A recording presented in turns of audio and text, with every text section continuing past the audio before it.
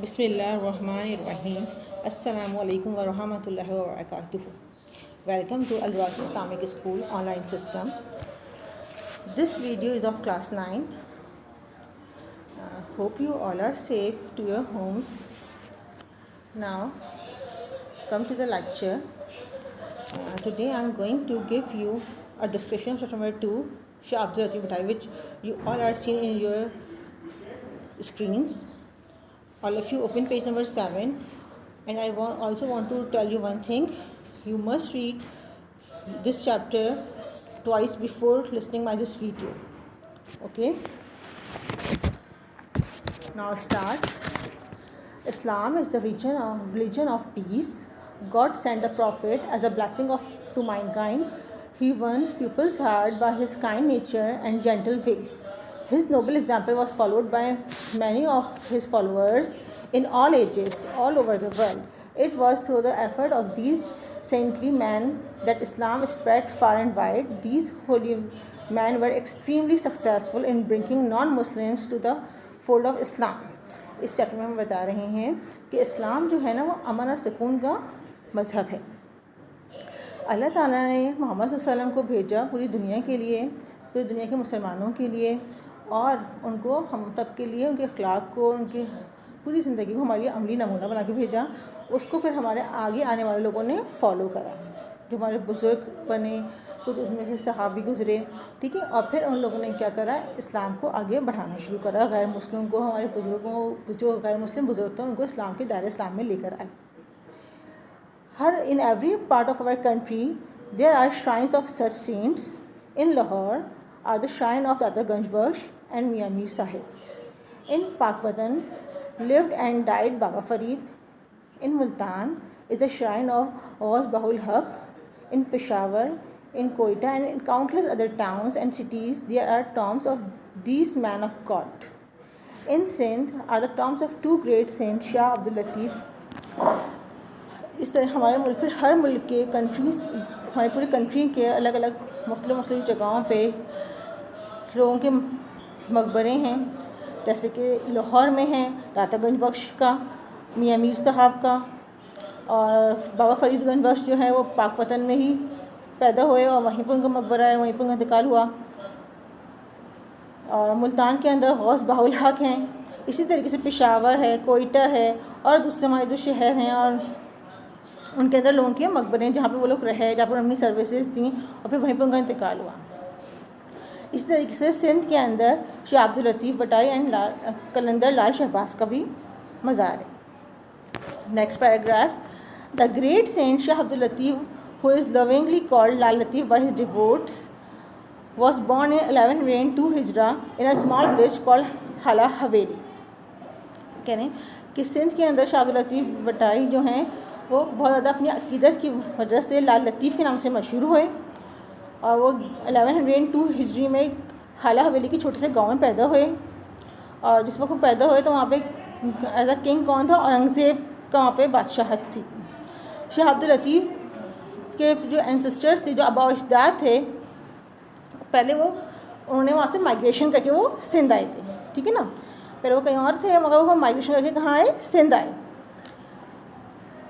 और जब वो सिंध आए तो उनको सिंध का रहना सहना बहुत पसंद आया, वहाँ पर उनको इस्लामी माहौल वहाँ बहुत पसंद आया, तो उन्होंने इसको अपने कंट्री लैंड, होमलैंड बनाने का सोचा।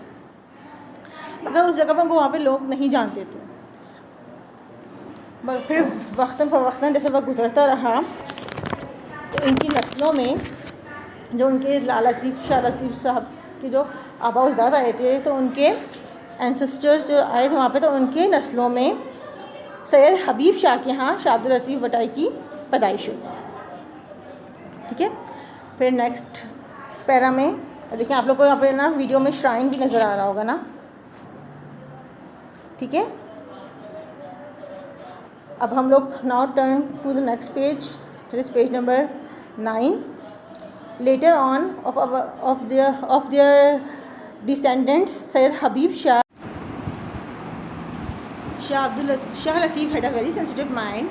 His heart was soon filled with the love of God. The beauty of nature aroused his feelings strongly. Shah Latif जब पैदा हुए ना, तो जब से उनके माइंड में बहुत हसास तबीयत के मालिक थे वो। His heart was soon field, और उनका दिल अल्लाह ताला के मोहब्बत से बहुत भरपूर था। और आप जब भी वो ब्यूटी देखते थे ना, कुदरती मनाजिर देखते थे, तो आप उसको बहुत फील करते थे और उस पर आप लिखते थे शायरी वगैरह। While he was only a boy, he started composing poetry. He was also a keen and inquiring knowledge, and he grew up to be a scholar of Arabic and Persian. फिर आप जैसे जैसे ग्रो अप होते रहे, आपको knowledge का बहुत शौक़ था, आप लेते रहे, फिर आप अरबिक और पर्शियन के आलिम बन गए, scholar. When he was 20, he married a noble and good lady. He showed great kindness to his wife and lived at home for many years. जब आप 20 साल की, तो आपकी शादी हो गई। आपकी बीवी की बहुत, वो भी काइंड नेचर थी और उनको भी इस्लाम से और कुदरती मनाज़िर से बहुत लगाव था। आपकी शादी से तो लाइफ बहुत अच्छी गुजरने लगी घर में उनके साथ। When his father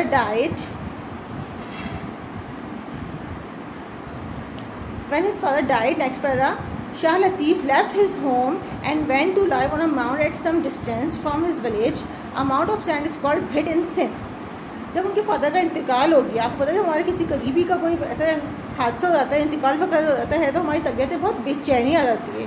तो उनकी तबीयत भी काफ़ी बेचैनी सी रहने लगी। तो उन्होंने सोचा कि मुझे घर के अलावा कहीं बाहर निकल के, और अल्लाह ताला के वो बहुत और मज़ीद करीब हो गए, मुझे मज़ीद अल्लाह ताला के करीब होना चाहिए। तो जो उनके गाँव के बाहर एक छोटा सा टेला था, इसे कहते हैं मट्टी का टेला, mount of sand is called Bhit के नाम से था वो। तो सिंध में आपने वहाँ पर आके इबादत करना शुरू कर दी अपना ज़्यादा से ज़्यादा most of due to the fact that he lived on this mount for the rest of his life, Shah Latif came to be known as the saint of Bhit. जब वो वहाँ पर रहने लगे, अपनी ज़िंदगी में गुजारने लगे, तो उस टेले का नाम भिट शाह का टेला मशहूर है, saint of Bhit. To this day he is famous all over the country as Shah Latif Bhitai और Shah Latif of the mount. फिर वो इसी नाम से मशहूर हो गए। Next para, as they passed, Latif's love of God grew more and more until he found pleasure only in devotion and spent most of his time in prayer and keep thinking. जैसे वक्त गुजरता रहा, उनको अल्लाह ताला की इबादत में उसे मज़ीद लगाव पैदा होता रहा, शौक़ पैदा होता रहा। His spiritual power grew stronger with prayer and devotion, so much so that people began to be attracted towards him. लोग उनकी तरफ मुतवज्जह होने लग गए, उनके इतने अल्लाह ताला के साथ लगाव को देखकर। Anyone who came to him was strongly impressed by his gentle ways and his followers increased day by day. लोग उनके पास आते उनकी अकीदत की वजह से, और उनकी सोहबत में बैठ के बड़ा सुकून महसूस करते लोग भी, और इस तरीके से उनकी शोहरत में दिन ब दिन मज़ीद इजाफा होता रहा। Close to the mound on which La Latif come to live is a natural lake. उनके टेले के पास, उनके सेंट के पास एक लेक भी थी, झील जिसे कहते हैं। His poetic nature loved the calm atmosphere. उनकी शायराना तबीयत को वो सुकून वाला माहौल बड़ा पसंद आया। उन्होंने वहाँ पे भी उस लेक के पास बैठ के भी काफ़ी गज़लें कहीं। He would spend much of his time sitting on the bank of his lake. As he sat there, he prayed to God and sometimes composed verses in his praise.